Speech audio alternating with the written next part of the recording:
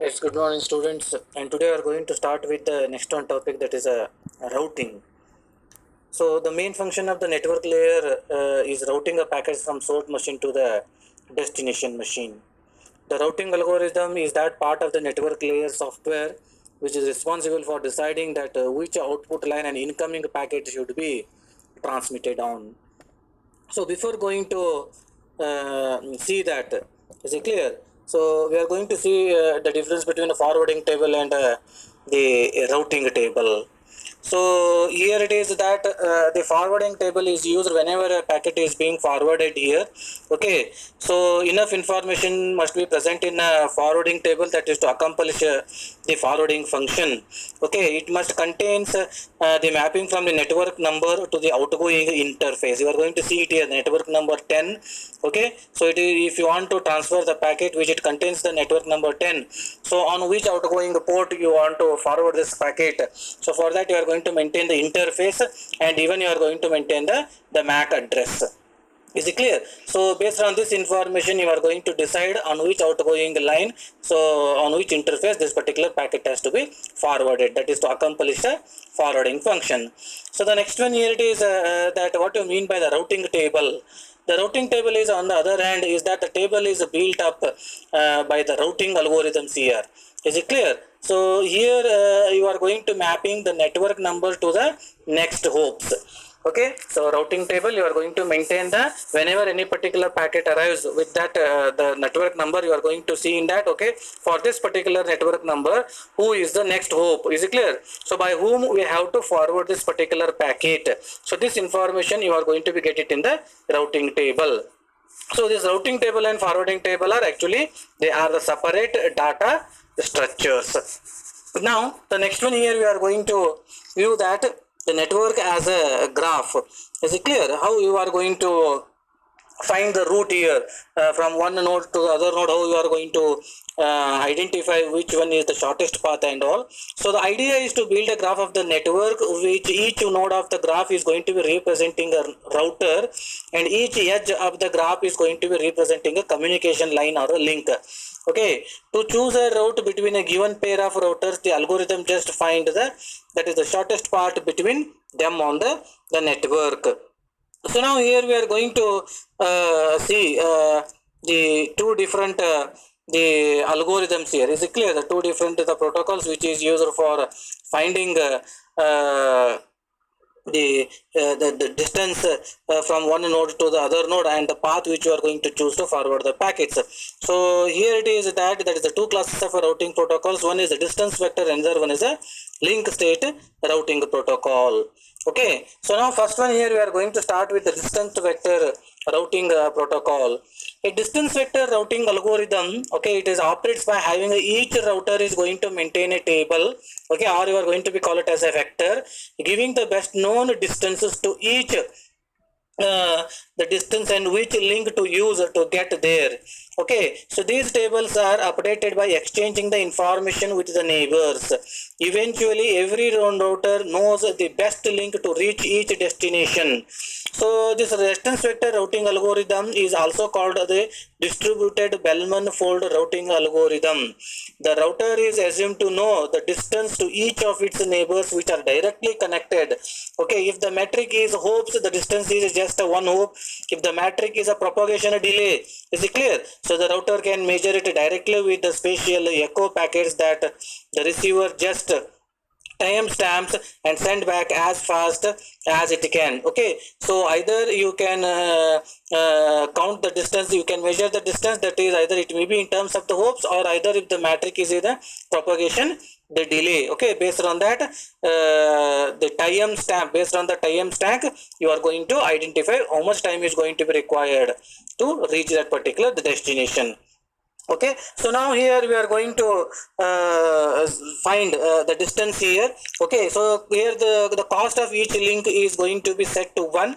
Okay, so least cost path is simply the one with the fewest hops. The less number of the hops, okay, is going to be considered the least cost path. So to execute this, the distance vector routing algorithm, okay, so here it is that the idea behind the distance vector algorithm is very simple, that as I've already told, each node is going to be constructing an one-dimensional array vector containing the distance called to all other nodes. Is it clear? All other nodes which are presented in that particular the network, and every one node is going to be distributing the vector or the information which it has been maintained, okay, to its immediate neighbors. Okay, now we are going to be see that how exactly it is going to be work. So if you are going to see this, that every node here which is going to be presented here, if you are going to see A is connecting to the F, A is connected to the B, A is connected to C, A is connected to E. Is it clear? So each node is going to maintain the information, that is first it is going to be maintaining the initial distances stored at each node. Okay, so here we are having this is a global view, okay, that is the information of initial distance stored at each node. Here it is just the initial routing table at a node A. Now we are going to see that how this information is stored, okay, how each node is going to find the information, who are all its neighbors, okay, at what distance they are going to be present. As you know that distance vector routing algorithm, okay, it is going to be identify that who are all its neighbors, okay, which are directly connected, and the cost to the neighbors they are going to set to 1. Okay, the cost of each link is set to 1 here. So say for example here A to B, B is a neighbor directly connected to the A, so A to B the cost is 1. Okay, A to E is directly connected to the A, so here the cost is 1. A to F, it is F is directly connected, the cost is 1. Okay, so A know that these are all the nodes which are presented in the network and they are directly connected to the A, and the cost from A to B, C, D, E, F is 1. So this information here A is going to be first maintained. It needs the table, routing table. So here you are going to be say that, so A to A is a 0, A to B, B is directly connected, it is 1, A to C is directly connected 1. Still it doesn't know about that there is a node called as a D. So that's why here it is going to maintain A to D is infinity.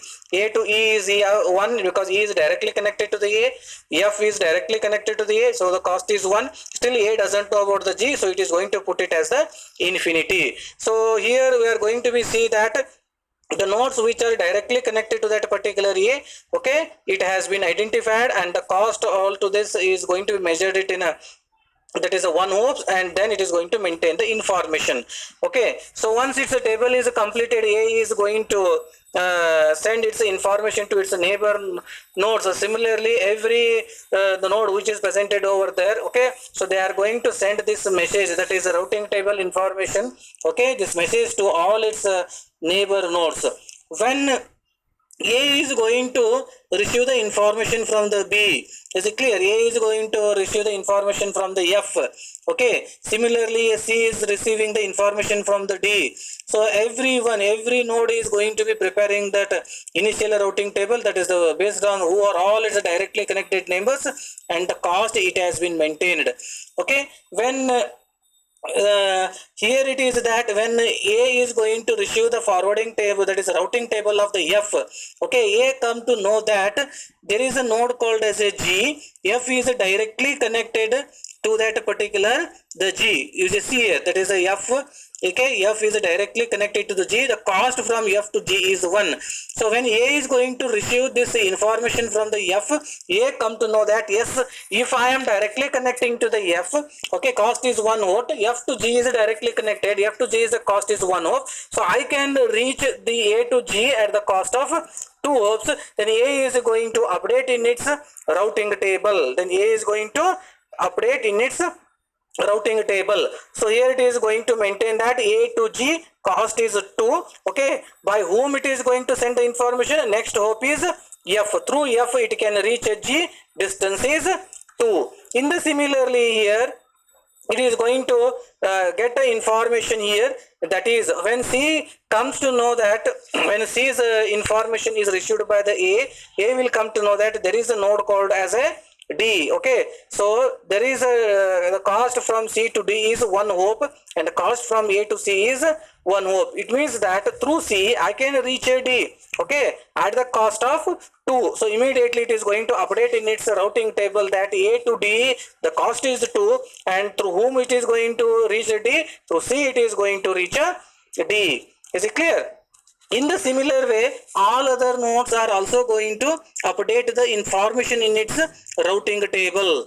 Okay, so continuously they are going to exchange the information, and continuously they are going to updating the routing table. Whenever they are receiving the information from its neighbors, they are going to learn the who are all other neighbors are there, okay, through which whether we can reach that node or not. So they are going to update the information. At the last year, you are going to get the final routing table. Is it clear? That is a final routing table. This is the example here which they are given. The final routing table at the node A. So that is A can reach the B at a cost 1 through the B only. A can reach C with the cost of 1 through C only. A can reach D with the cost of 2 hopes through C only. A can reach E. Okay, E is directly connected. The cost is 1 through E only. A can reach directly connected to the F. Okay, so cost is 1, and through F only you can reach it, and A can reach a G with a cost of 2, through F you can reach a G. Similarly, all other nodes which are presented in the network, everyone is going to prepare its final routing table. Is it clear? So once this particular here it is that once this particular the process is going to be over, each and every node is having the information here. Whenever they are going to get a particular packet, they are having enough information to forward this particular the packet, that they can forward the packet by seeing it into the routing table. Okay, now here it is that so when you are going to forward this particular the packets, so here they are going to be say that the routing updated information has to forward it to neighbors. Okay, so one of the two circumstances, one is periodic update will be there. Periodic update, it means that each node automatically send an updated message every so often, even if nothing has been changed in the network. Okay, periodically they are going to set the time periodically. After that, every node is going to exchange the routing information to its neighbors. Another one is that triggered update. That is what you mean by the triggered update. So whenever a node receives an update from one of its particular the neighbors, okay, so that causes it to make changes in its routing table, then the node routing table changes, and then it is going to send and its updated information to its neighbors. Okay, so which may lead to change them to send an updated information to the neighbors. So this is here what we are going to be called it as a triggered update. So one of the protocol here which is going to be used for the distance vector routing algorithm, here it is the RIP, routing information protocol. Okay, so one of the most widely used routing protocol in IP networks in the routing information protocol, that is a RIP. Okay, you just go through this.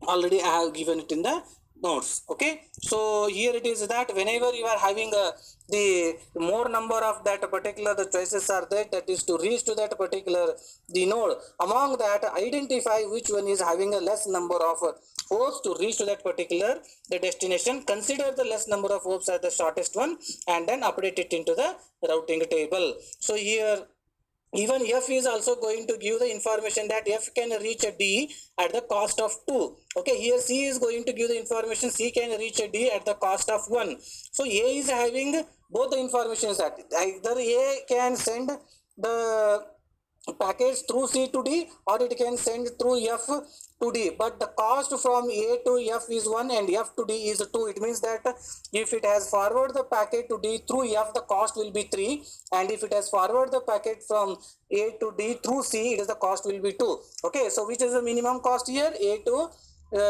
C to D is the minimum cost. Okay, it is going to identify the minimum cost. That one is going to be updated into the routing table. Okay, so in this way here the distance vector routing algorithm is going to be executed. So next one, there is another one algorithm called as the link state routing algorithm.